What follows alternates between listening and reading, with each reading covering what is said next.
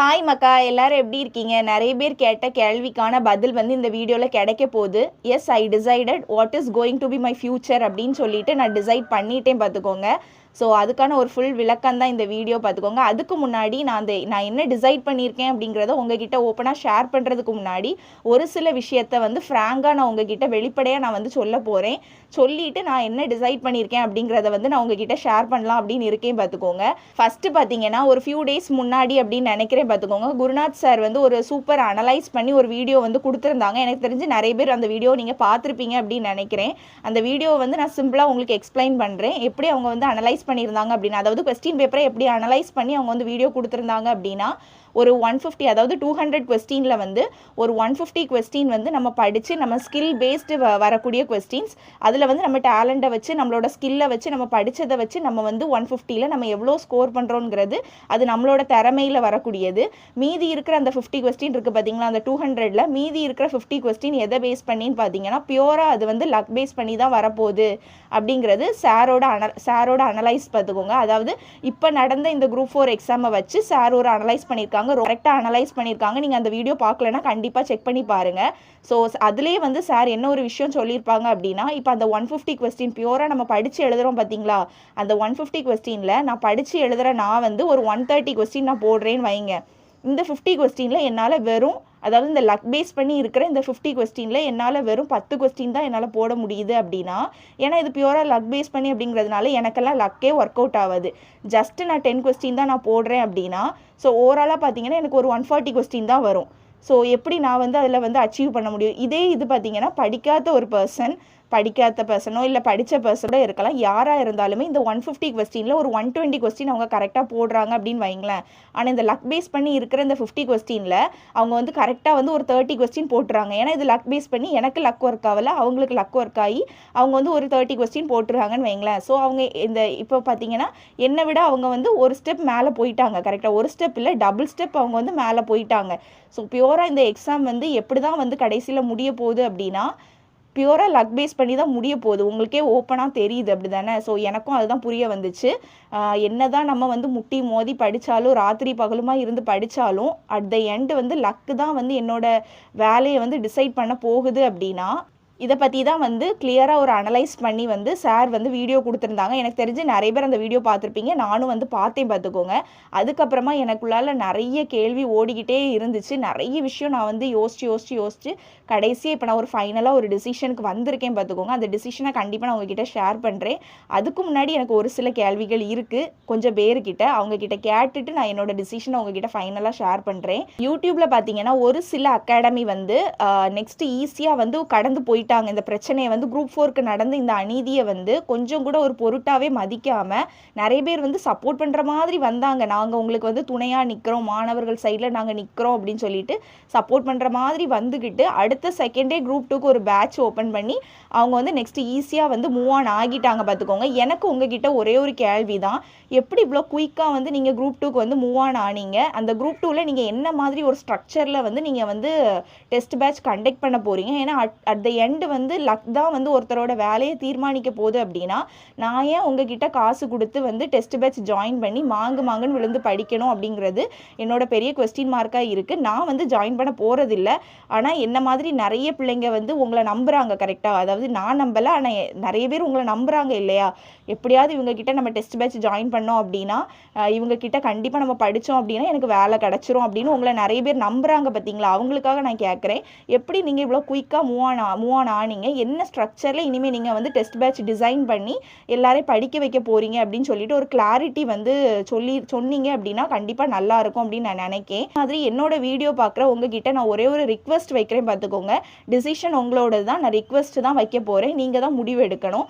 நான் என்ன கேட்கணும் அப்படின்னு நான் விரும்புகிறேன் பார்த்தீங்கன்னா, தயவு செஞ்சு ஒரு டெஸ்ட் பேட்ச் நீங்கள் ஜாயின் பண்ணுறீங்க, உங்ககிட்ட இருக்கிற காசை கொடுத்து நீங்கள் ஜாயின் பண்ண போகிறீங்க அப்படின்னா ஒரு தடவைக்கு பல தடவை யோசிங்க.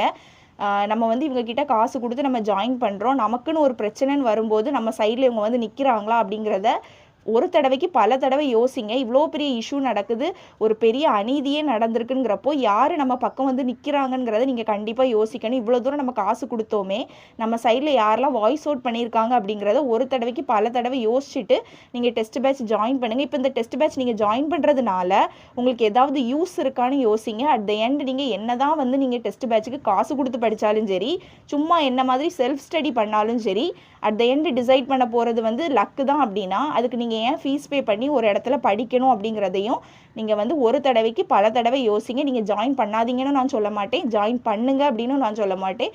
டிசிஷன் உங்களோடது. ஆனால் நான் வந்து ஒரு ரிக்வெஸ்ட்டாக உங்ககிட்ட யோசிங்க அப்படின்னு நான் சொல்கிறேன் பார்த்துக்கோங்க. அவ்வளவுதான். எதுக்காக நான் இப்படி சொல்கிறேன்னு பார்த்தீங்கன்னா, நிறைய யூடியூப் சேனல்ஸ் வந்து ஃப்ரீயாகவே வந்து டெஸ்ட் பேட்ச் கண்டக்ட் பண்ணுறாங்க. அப்படி உங்களுக்கு வந்து ஒரு கைடன்ஸ், ஏன்னா நானுமே வந்து செல்ஃப் ஸ்டடி தான் பண்ணுறேன் அப்படிங்கிறதுனால எனக்குமே வந்து ஒரு கைடன்ஸ் இருந்தால் தான் என்னால் படிக்க முடியும். சும்மா புக்கை தூக்கி வச்சுட்டு அப்படி படிக்க முடியாது. கண்டிப்பாக நமக்கு ஒரு கைடன்ஸ் இருக்கணும். இன்னைக்கு வந்து இவ்வளோ நான் படிக்கணும் அப்படின்னு யாராவது எனக்கு சொல்கிறதுக்கு இருக்கணும். அந்த கைடன்ஸ்க்காக யூடியூப்பில் வந்து ஃப்ரீயாகவே நமக்கு சோர்சஸ் வந்து அவைலபிளாக இருக்கும்போது நீங்கள் கண்டிப்பாக வந்து காசு கொடுத்து தான் போய் படிக்கணும்னு எந்த ஒரு அவசியமும் இல்லை. So think twice before you do something அப்படிங்கிறது தான் என்னோட வேண்டுகோளாக இருக்குது பார்த்துக்கோங்க. அவ்வளோதான். மற்றபடி டிசிஷன் இஸ் யூர்ஸ். அவ்வளோதான். நெக்ஸ்ட் என்னன்னு பார்த்தீங்கன்னா, நிறைய பேர் மோட்டிவேஷன் அப்படிங்கிற பேரில் வந்து ஒரு ஃபேக்காக ஒரு பிம்பத்தை க்ரியேட் பண்ணிகிட்டு இருக்காங்க. அவங்களுக்கு நான் ஒரு விஷயம் சொல்லணும்னு நினைக்கிறேன்.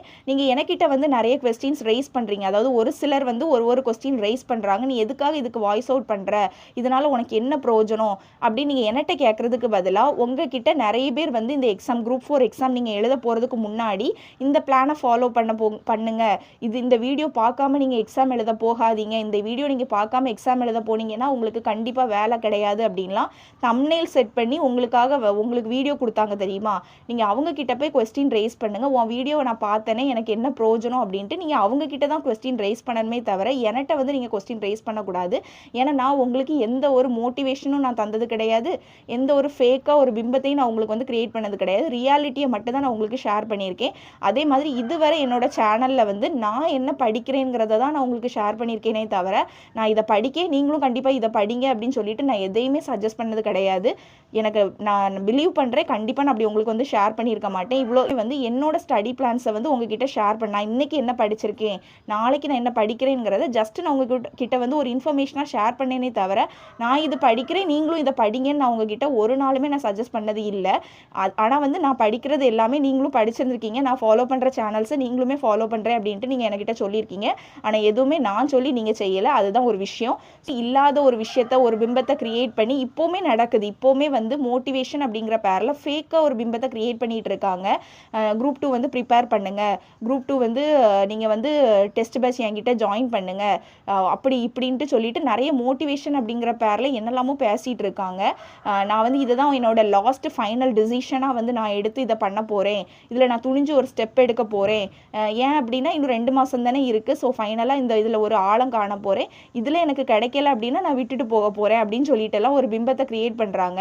இது வந்து எல்லாருக்குமே இது வந்து செட் ஆகுமான்னு கேட்டிங்கன்னா செட் ஆகாது. ஏன்னா நிறைய பேரோட லைஃப் வந்து நிறைய பேருக்கு ஏஜ் வந்து ரொம்ப அதிகம் ஆயிருக்கும். நிறைய பேருக்கு வந்து வீட்டில் ஃபேமிலி சுச்சுவேஷன் ரொம்ப ஒஸ்ட்டாக இருக்கும். அவங்களுக்குலாம் இது கரெக்டாக இருக்காது. இதெல்லாம் ஜஸ்ட்டு கேட்குறதுக்கு ரொம்ப நல்லா இருக்குமே தவிர மோட்டிவேஷனாக பேசுகிறவங்களுக்கு இது நல்லா இருக்குமே தவிர நம்மளுக்கு ரியாலிட்டியில் இதெல்லாம் செட் ஆகுமான்னு கேட்டிங்கன்னா கண்டிப்பாக செட் ஆகாது. நம்மளோட ரியாலிட்டி நம்மளோட ஃபேமிலி சுச்சுவேஷன் எப்படி இருக்குதோ அதை பேஸ் பண்ணி தான் நம்மளோட ரியாலிட்டி இருக்கும். ஸோ யாரோ ஏதோ சொல்கிறாங்க, யாரோ மோட்டிவேஷனுங்கிற பேரில் என்னத்தையோ சொல்கிறாங்கன்னு சொல்லிட்டு எல்லாத்தையுமே நீங்கள் கேட்டு செயல்படாதீங்க. நீங்கள் ஒரு விஷயத்தை யோசித்து வந்து நீங்கள் டிசைட் பண்ணுங்கள். ஸோ ஃபைனலாக நான் என்னோட டிசிஷன் என்ன அப்படின்னு நான் உங்ககிட்ட ஷேர் பண்ண போகிறேன் பார்த்துக்கோங்க. எங்கள் வீட்டில் வந்து இப்போ வரைக்கும் எனக்கு பயங்கரமாக சப்போர்ட் பண்ணுறாங்க. என்னோட பேரண்ட்ஸ் என்ன சொல்லுவாங்கன்னா, இன்னும் 2 months தான், சேம் இந்த யூடியூப்பில் சொல்கிறது தான் அவங்களுமே சொல்கிறாங்க. இன்னும் 2 months தான், கண்ணை மூடிட்டு நீ படி, என்ன தான் நடக்குதோ நடக்கட்டும், இந்த 2 months நீ வந்து படிச்சிரு. ஏன்னா இவ்வளோ தூரம் நீ படிச்சாச்சு, நீ எதுவுமே ஃப்ரெஷ்ஷாக நீ ஸ்டார்ட் பண்ணணும்னு கிடையாது. ஆல்ரெடி படித்தது தான் திரும்ப நீ படிக்க போகிற. ஸோ இந்த 2 months வந்து யூட்டிலைஸ் பண்ணிக்க, விட்டுறாத அப்படின்னு சொல்லுவாங்க. பேரண்ட்ஸ் வந்து இப்போவுமே எனக்கு சப்போர்ட் பண்ணி என் கூட தான் நிற்கிறாங்க. நீ படி, நம்ம பார்த்துக்கலாம் அப்படின்னு தான் சொல்லுவாங்க பார்த்துக்கோங்க. ஆனால் என்னோட பேரண்ட்ஸை பொறுத்த வரைக்கும் பார்த்தீங்கன்னா அவங்க வந்து எப்போவுமே சஜஷன் கொடுப்பாங்களே தவிர இன்ஃப்ளூயன்ஸ் பண்ண மாட்டாங்க. ஜஸ்ட்டு வந்து நீ இதை பண்ணுனா கரெக்டாக இருக்கும், இதை பண்ணுனா கரெக்டாக இருக்காது அப்படின்னு நான் நினைக்கிறேன் அப்படின்னு சொல்லிட்டு ஜஸ்ட்டு வந்து சஜஷன் தான் கொடுப்பாங்க. இது வரைக்கும் என் லைஃப்பில் வந்து அப்படி தான். இது வரைக்கும் எல்லா டிசிஷனுமே என் லைஃப்பில் நான் தான் எடுத்து வந்திருக்கேன். நான் உங்ககிட்ட சொன்ன மாதிரி டிஎன்பிஎஸ்சி அப்படிங்கிற இந்த ஃபீல்டு கூட நான் வந்த ஃபீல்டு தான். அவங்க எதுவுமே ஃபோர்ஸ் பண்ணலை, நானாக வந்த ஃபீல்டு தான். ஸோ அந்த மாதிரி எல்லாமே சஜஷன் தான் கொடுப்பாங்களே தவிர டிசிஷன் வந்து ஃபைனலாக நான் தான் எடுப்பேன் இது வரைக்கும் அப்படி. ஸோ அதே தான் எந்த வாட்டியும் பண்ணியிருக்காங்க. நீ வந்து இது பண்ணால் கரெக்டாக இருக்கும்னு எனக்கு தோணுது அப்படின்னு எங்கள் அப்பா சொல்லுவாங்க. ஏன்னா 2 மாதம் தான் இருக்குது, நீ படி அப்படிங்கிறது அவங்களோட விஷயமா இருக்குது. ஆனால் டிசிஷன் எப்பவும் போல் நான் தானே எடுப்பேன். ஸோ அதனால் நான் ஒரு டிசிஷனுக்கு வந்திருக்கேன். பெரியாருமே பார்த்தீங்கன்னா அதே விஷயத்த தான் சொல்லியிருக்காங்க. உன்னை சுற்றி 100 பேர் 1000 விஷயம் சொல்லலாம், ஏன் நானே உன்கிட்ட வந்து நிறைய விஷயம் சொல்லலாம், ஆனால் உனக்கு எது சரின்னு படுதோ அதை தான் நீ செய்யணும் அப்படின்னு பெரியாருமே சொல்லியிருக்காங்க.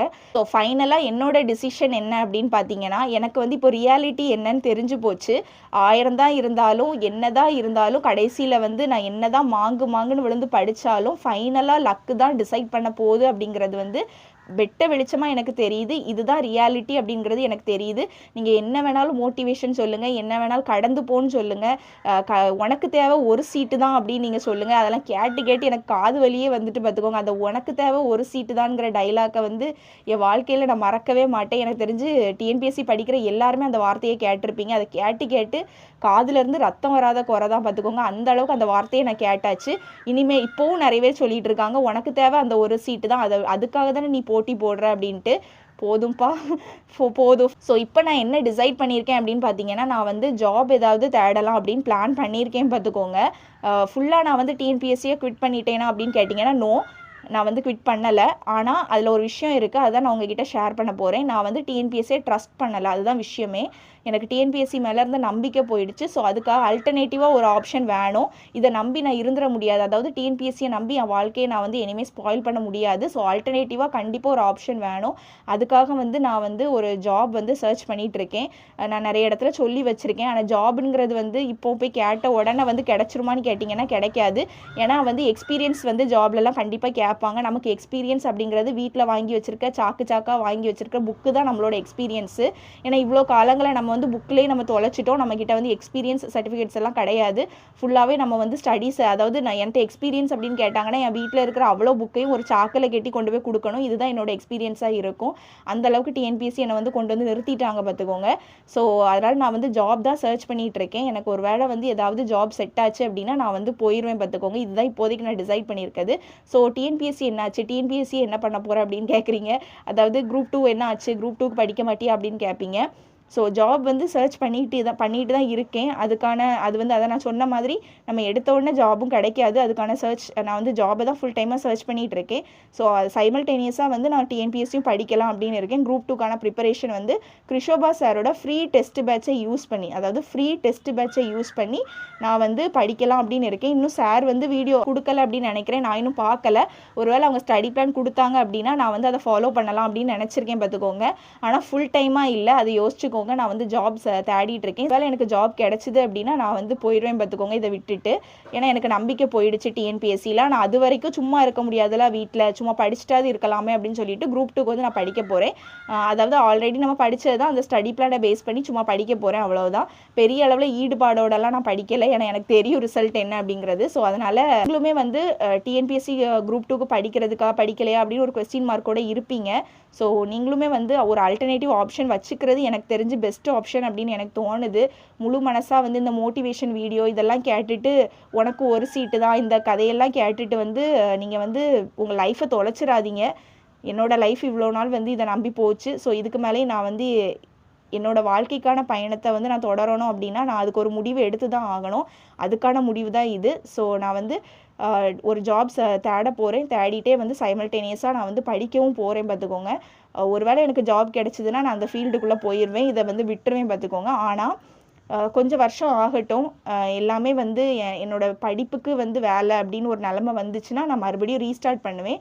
நமக்கு நெக்ஸ்ட் இயர் வந்து குரூப் 4 இருக்கா அப்படிங்கிறது தெரியலை பார்த்துக்கோங்க. நிறைய பேர் கிடையாதுன்னு தான் சொல்லிட்டு இருக்காங்க. நெக்ஸ்ட் இயர் குரூப் 4 இல்லை அப்படின்னு சொல்லிட்டு இருக்காங்க. ஸோ எப்படி பார்த்தாலுமே இந்த குரூப் 2 முடிச்சதுக்கப்புறம் நம்ம நெக்ஸ்ட்டு ஒரு ஆல்டர்னேட்டிவ் ஆப்ஷனை தேடி போக வேண்டிய நிலமையில தான் வந்து நிற்க போகிறோம். அதை இப்போவே தேடுறது வந்து பெஸ்ட்டு சாய்ஸ் அப்படின்னு எனக்கு தோணுச்சு. இந்த குரூப் 2 முடிஞ்சதுக்கப்புறம் கூட கொஞ்சம் மன உளைச்சலில் போய் அந்த மன உளைச்சலேருந்து மீண்டு வந்து வந்து அதுக்கப்புறம் ஒரு ஆல்டர்னேட்டிவ் ஆப்ஷனை தேடுறதுக்கு பதிலாக இப்போவே நிறைய பட்டாச்சு, பட்ட உடனே நம்ம தேடி போகிறது வந்து பெஸ்ட்டாக இருக்கும்னு எனக்கு தோணிட்டு பார்த்துக்கோங்க. இதுதான் நான் இப்போ பண்ண போகிறேன். நீங்களும் இதே பண்ணுங்கள். நீங்கள் குரூப் 2 கைவிடுங்க அதெல்லாம் நான் சொல்லவே மாட்டேன். அதெல்லாம் உங்கள் விருப்பம்தான். நான் என்னோட டிசிஷனை வந்து நான் உங்களுக்கு ஷேர் பண்ணியிருக்கேன். அதே மாதிரி தயவு செஞ்சு மோட்டிவேஷன் வீடியோலாம் பார்த்து ஏமாறாதீங்க பார்த்துக்கோங்க. எனக்குலாம் மோட்டிவேஷ்னலாகவே பேசவே தெரியாது. நான் ஜஸ்ட்டு ரியாலிட்டியை தான் பேசுவேன் பார்த்துக்கோங்க. நிறைய பேர் யூடியூப்பில் மோட்டிவேஷன் பார்த்து ஏமாந்து போகிறதெல்லாம் எனக்கு கண்டாலே கோவம் தான் வருது. என்னத்துக்கு இப்படி போய் யூடியூப்பில் மோட்டிவேஷன் பார்க்குறீங்கன்னு என்னால் புரிஞ்சுக்கவே முடியலை. நமக்கு மோட்டிவேஷன் அப்படின்னா அடுத்த நாள், அதாவது என்னோட வயிறு வந்து நாளைக்கு காஞ்சிடக்கூடாது, நாளைக்கு என் வயிறு வந்து பட்டினியாக இருந்துடக்கூடாது அப்படிங்கிறதுக்காக இன்றைக்கி நம்ம அப்பா அம்மா வந்து அவ்வளோ தூரம் வேலைக்கு போகிறாங்க. அப்பா அம்மா 2 பேருமே வந்து காலையிலேயும் ராத்திரியும் வந்து கொஞ்சம் கூட அவங்க உடம்புல அவ்வளோ நோய் இருக்கும், அவ்வளோ வலி இருக்கும், அவ்வளோ வேதனை இருக்கும், எதையுமே கொஞ்சம் கூட பொருட்படுத்தாமல் அவங்க வேலைக்கு போகிறாங்க கரெக்டாக அவ்வளோ தூரம். ஏன்னா அடுத்த நாள் என் பிள்ளை வந்து வயிறு காஞ்சிடக்கூடாது அப்படிங்கிறதுக்காக இன்றைக்கி அவங்க அவ்வளோ தூரம் உழைக்கிறாங்க அப்படின்னா அவங்க தான் ரியல் மோட்டிவேஷன். இந்த யூடியூப்பில் பேசுகிறவங்கெல்லாம் மோட்டிவேஷன் கிடையாது. அவங்க தான் நமக்கு ரியலான மோட்டிவேஷன். இது வரைக்கும் நான்லாம் ஒரு மோட்டிவேஷனையும் தேடி போய் பார்த்ததில்லை. யூடியூப்பில் அவ்வளோ மோட்டிவேஷன் வந்து பேசுகிறாங்க. முக்கியமாக இந்த டிஎன்பிஎஸ்சி நடத்துகிறவங்க கோவம் தான் வருது எனக்கு. இப்படியெல்லாம் மோட்டிவேஷனுங்கிற பேரில் வந்து ஸ்டூடெண்ட்ஸோட மைண்டையே இப்படி மாற்றி வச்சுருக்காங்கன்னு எனக்கு புரிஞ்சிக்கவே முடியலை பார்த்துக்கோங்க. ஸோ ரியல் மோட்டிவேஷனுங்கிறது நம்ம பேரண்ட்ஸ் தான். ஸோ அவங்கள வந்து பாருங்கள். தேவையில்லாமல் யூடியூப்பை பார்த்து மோட்டிவேஷனுங்கிற பேரில் ஏமாந்து போகாதீங்க, அவ்வளோதான். இதை நான் உங்ககிட்ட ஷேர் பண்ணணும் அப்படின்னு நினச்சேன். என்னோட டிசிஷன் இது தான். நான் ஃபைனல் டிசிஷனுக்கு வந்துட்டேன். ஸோ குரூப் 2க்கு நான் படிக்கிறதா, அதாவது கிருஷோபா சாரோட பிளான் வரட்டும். வந்ததுக்கப்புறம் என்னோடய ஸ்டடி பிளான் என்ன அப்படிங்கிறத நான் ஷேர் பண்ணுறேன். ஓகே, பாய். நெக்ஸ்ட் வீடியோவில் பார்க்கலாம்.